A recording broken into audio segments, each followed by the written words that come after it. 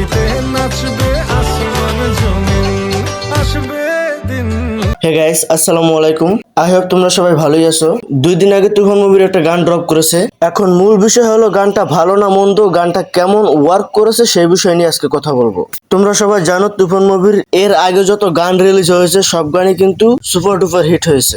বিশেষ করে দুষ্টু কোকিল এবং লাগে উড়ে ধুরা, এই দুইটি গান কিন্তু সব জায়গায় বাজানো হচ্ছে, মানে এই দুইটি গান সব থেকে ট্রেন্ডিং এ ছিল। এখন আমি যদি বলি আসবে আমার দিন এই গানটি কেমন ছিল, তাহলে আমি বলবো ঠিকঠাকই ছিল। গানটিতে কণ্ঠ দিয়েছে রেহান রিসুলের কণ্ঠে গানটি খুব ভালোই লেগেছে। একটা সিনেমা হিট হওয়ার জন্য সেই সিনেমার গান অনেক গুরুত্বপূর্ণ ভূমিকা পালন করে, আর তুফানের বেলায় কিন্তু সেটাই হয়েছে। তারা ঠিক টাইমে ঠিক গানগুলোকে আপলোড করে তারা সিনেমার হাইপটাকে অনেক দূর বাড়িয়ে দিয়েছে। এখন তোমরা বলতে পারো আসবে আমার দিন এই গানটি এত ভালো, আর এই এত ভালো গানটা আগে কেন আপলোড করলো না? এই গানটা আগে ড্রপ করে নাই, এর একটা কারণ আছে। তোমরা গানটা যদি ভালো করে দেখো তাহলে বুঝতে পারবো যে এই গানটার মধ্যে কিন্তু একটা ক্যারেক্টারের বিল্ড আপ দেখানো হচ্ছে। এই ক্যারেক্টারের নাম হলো শান্ত।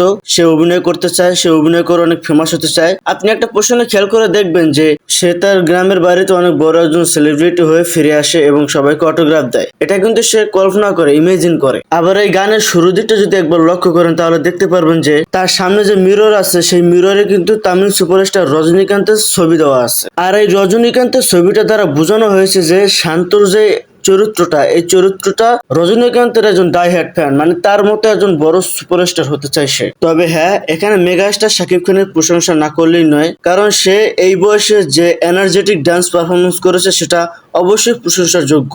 দেখবেন যে এই গানে কিন্তু ভালো কোনো কালার গ্রেডিং করা নাই এবং ভালো কোনো লোকেশনও না, তারপরে দেখবেন যে গান আপনার কাছে ভালো লাগবে। তবে সব মিলিয়ে বলবো যে আমার কাছে এই গানটা খুবই ভালো লেগেছে। আপনার কাছে কেমন লেগেছে সেটা কমেন্ট করে জানাবেন। এই গান নিয়ে কথা বললে আরো অনেক কিছু বলা যায়, ডিরেক্টর সম্পর্কে অনেক কিছু বলা যায়, তবে আজকে আর বলবো না, এ পর্যন্তই। Thanks for watching, by.